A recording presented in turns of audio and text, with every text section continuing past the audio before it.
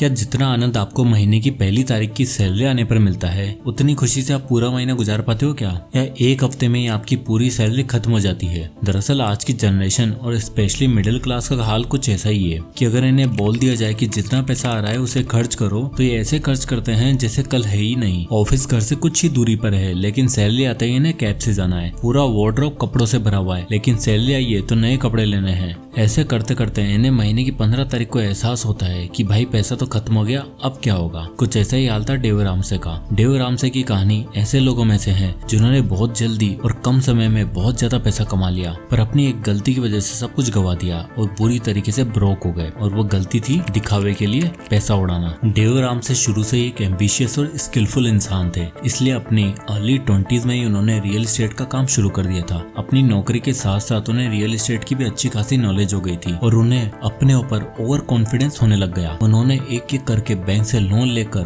कई multiple properties EMI पर खरीद ली। फिर घर से गाड़ी, गाड़ी से महंगे कपड़े और महंगी लाइफस्टाइल, इन सब की मानो उन्हें आदत सी लग गई थी। और क्योंकि एक रेगुलर इनकम सोर्स था इसलिए कोई टेंशन भी नहीं थी। लेकिन एक दिन उनके साथ भी वही हुआ जो लोन पर भरोसा करने वाले हर इंसान की लाइफ में एक ना एक बार जरूर होता है। जॉब गई और सारी EMI का भार एक साथ एक जगह और एक इंसान पर आ गया। और जब ये हुआ तो बैंक उनका घर ले गए, फाइनेंस कंपनीज गाड़ी घसीट कर ले गई और हालत ऐसी हो गई थी कि उन्हें वापस अपने खर्चे निकालने के लिए अपने माँ बाप के घर जाना पड़ा। एक इंसान जो एक टाइम पे अपने आप को मिलेनियर समझता था, आज उसके पास $5 की कॉफी पीने तक के पैसे नहीं थी। और यहीं से उन्हें समझ आया कि उधार और कर्जों के पैसों से अमीर दिखा तो जा सकता है पर कभी अमीर बना नहीं जा सकता। और अगर सही मायनों में अमीर बनना है तो फाइनेंशियली स्टेबिलिटी का एक ऐसा रास्ता चुनना होगा जहाँ समय जरूर लगेगा पर जनरेशन वेल्थ बनाने के चांसेस 100% से भी ज्यादा हैं। और यहीं से शुरू हुआ उनका ब्रेन स्टॉर्मिंग, बुक रीडिंग और रिडेम्पशन का रास्ता,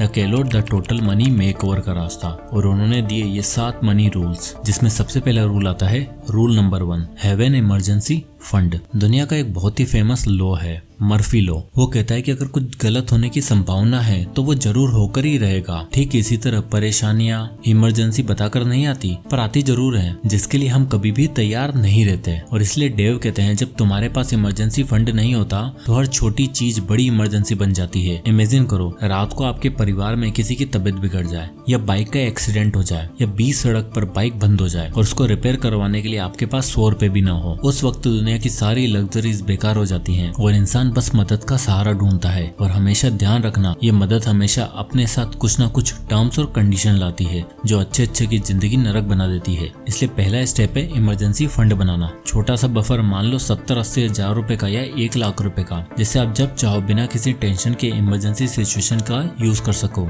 आई नो ये 70-80 हजार या 1 लाख रुपए लगता है छोटा स्टेप और दिखता है हल्का सा, पर असल में ये फाइनेंशियल फ्रीडम की सबसे बड़ी फाउंडेशन है। अगर आपको अपने अनएक्सपेक्टेड एक्सपेंसेस के लिए दोस्तों से, रिश्तेदारों से या ऑफिस कलीग से पैसा उधार मांगना पड़ रहा है तो आप एक ऐसे जेल में हो जहाँ सिर्फ दिखावटी फ्रीडम है। डेव खुद बताते हैं कि जब वो डेट में थे उनकी कार रिपेयर होने में $1200 का बिल आया और पैसे नहीं थे, इसलिए ना चाहते हुए भी उन्हें क्रेडिट कार्ड स्वाइप करना पड़ा। वो बताते हैं कि मेरी इनकम तो ठीक थी पर मार्जिन 0 था, मैं एज पे जी रहा था और यही सबसे बड़ा खतरा है। कुछ ऐसी कहानी थी अभिषेक की, जो 25 साल की उम्र में एक टेक फर्म में नौकरी करता था और अपनी इनकम का 90% पैसा रेंट, EMI, पार्टीज और वीकेंड आउटिंग पर खर्च कर दिया करता था। उसके पास 5 क्रेडिट कार्ड थे और हर कार्ड पर कुछ न कुछ बैलेंस पेंडिंग चल रहा था। अभिषेक को हमेशा ये डर सताए रहता था कि यार मैं एकदम एज पे खड़ा हूँ, अगर कोई कुछ ऊपर नीचे हो गया तो मेरा बुरा हाल हो जाएगा। और ये सोच ही रहा था कि मर्फी लॉ ने अपना काम दिखाया। एक दिन अपनी चमचमाती स्पोर्ट्स बाइक से ऑफिस जाते हुए अभिषेक का एक्सीडेंट हो जाता है और बाइक अच्छे खासे नुकसान के साथ भाई साहब का एक पैर भी टूट जाता है। बाइक का खर्चा आता है 25,000 रुपए और पैर का खर्चा आता है 1 लाख रुपए।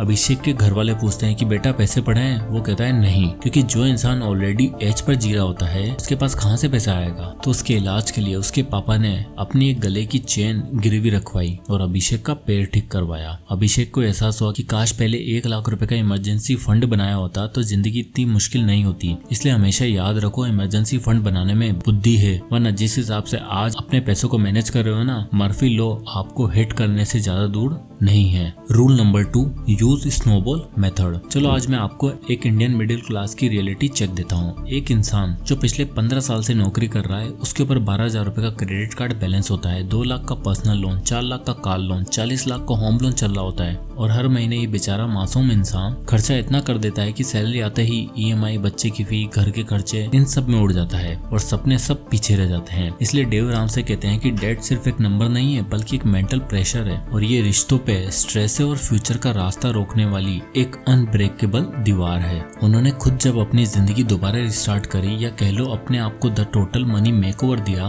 तो उन्होंने एक सिंपल फिलोसफी अपनाई। सबसे छोटे कर्जे से शुरू करो और फिर उसी मोमेंटम के साथ बड़े कर्जे पर अटैक करो। इसलिए कहा जाता है कि डेट स्नोबॉल या स्नोबॉल मेथड, जिस तरह से एक छोटा सा स्नोबॉल को आप ऊपर से नीचे जब छोड़ते हो, तब नीचे पहुंचते पहुंचते वो बड़ा होने लगता है और बड़ा होता ही जाता है। ठीक उसी तरह आपको भी स्टेप बाय स्टेप छोटे से बड़े क्रम में अपना डेट पे ऑफ करना है। ये मेथड उन लोगों के लिए हाईली सक्सेसफुल है जो चाहते हैं कि टाइम टू टाइम अपनी पेमेंट क्लियर करें और अपने आप को स्ट्रेस फ्री रखें। इसके लिए आपको कुछ स्टेप्स फॉलो करने होंगे। सबसे पहला, अपने लोन्स को छोटे से बड़े ऑर्डर में अरेंज करो और टारगेट करो सबसे छोटे लोन को पे ऑफ करने का। नंबर 2, टारगेट लोन को एग्रेसिवली पे करो। हर महीने जितना एक्स्ट्रा पैसा होता है सब बचा के उसे पे ऑफ करने में लगा दो। नंबर 3, जब एक लोन क्लियर हो जाए, अगले लोन पर शिफ्ट हो जाओ और उसे एग्रेसिवली पे करो। फिर नंबर 4, इस साइकिल को तब तक कंटिन्यू रखो जब तक सारे लोन खत्म ना हो जाए। यानी मान के चलो अगर आपके ऊपर 30,000 का क्रेडिट कार्ड का लोन है, 1.5 लाख का पर्सनल लोन है, 5 लाख का कार लोन है, तो सबसे पहले बाकी लोन को हर महीने पे करते रहो और जितना भी एक्स्ट्रा पैसा होता है वो सारा पैसा इस 30,000 के क्रेडिट कार्ड को खत्म करने पर लगा दो। इससे होगा ये कि हर महीने आपके ऊपर एक साथ 3 लोन्स का बर्डन नहीं रहेगा और धीरे धीरे एक एक करके आपके सभी लोन पे ऑफ हो जाएंगे।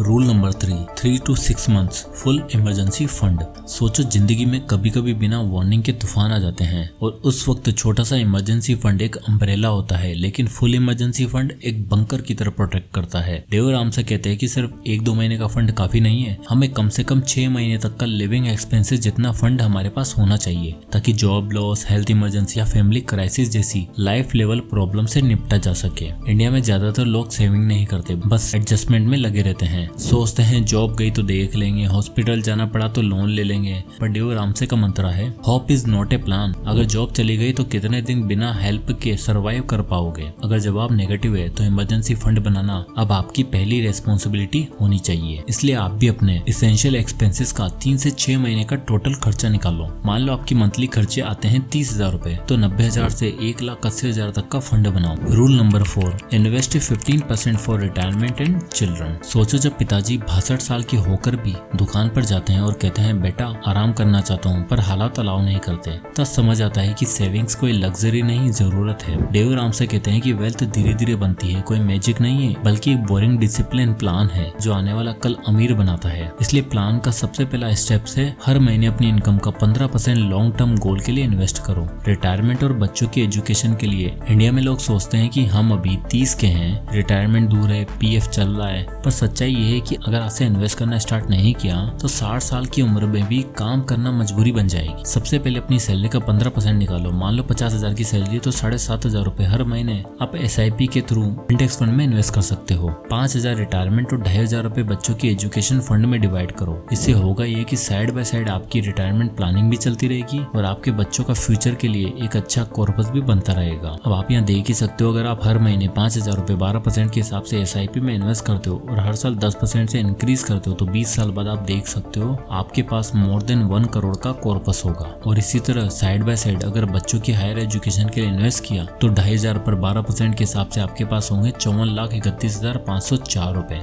यानी जब तक आपके बच्चे बड़े होंगे उनकी पढ़ाई और हायर एजुकेशन के लिए ऑलरेडी 50 लाख रुपए आपके पास होंगे। रूल नंबर 5, पे of your home loan fast. चलो बताओ, आपका घर आपका है या बैंक का? देखने में तो सब लोग कहते होंगे कि अपना घर है, पर असल में जब तक होम लोन का एक एक पैसा चुकता नहीं है तब तक वो घर बैंक की प्रॉपर्टी होती है। और इसलिए ऑथर डेव रामसे कहते हैं पे of your home loan fast. ये सिर्फ एक सजेशन नहीं है, एक फाइनेंशियल नेसेसिटी है जिसको जल्द से जल्द आपको अपनी लाइफ से हटाना ही पड़ेगा। क्योंकि जब तक आप EMI भर रहे हो तब तक आप एक ऐसे इनविजिबल चेन से बंधे हुए हो जिसमें हर महीने आपकी सैलरी का पहला हिस्सा बैंक का होता है और बाकी जिंदगी बाद में आती है। और इसी जाल में फंस गया महाराष्ट्र का एक छोटे से गांव का आया लड़का मितेश, जिसने 40 लाख का लोन लिया 20 साल के लिए। मितेश ने सोचा कि 40 लाख के लोन के ऊपर 9% के हिसाब से बनता है कुछ 36,000 रुपए। उसको लगा 70,000 की सैलरी, उसमें से 36,000 निकालना आसान है। पहले 5 साल तो सब ठीक चला, पर फिर 1 साल आया जहाँ जॉब स्विच के चक्कर में 3 महीने की सैलरी डिले हो गई। EMI का ऑटो डेबिट फेल हो गया, सिबिल स्कोर गिर गया और बैंक ने वार्निंग दे दी। मितेश समझ रहा था कि EMI भर रहा हूँ मतलब घर सेफ है, पर असल में अगर 3 महीने भी मिस हो जाते हैं तो बैंक ऑक्शन नोटिस भेज सकता है,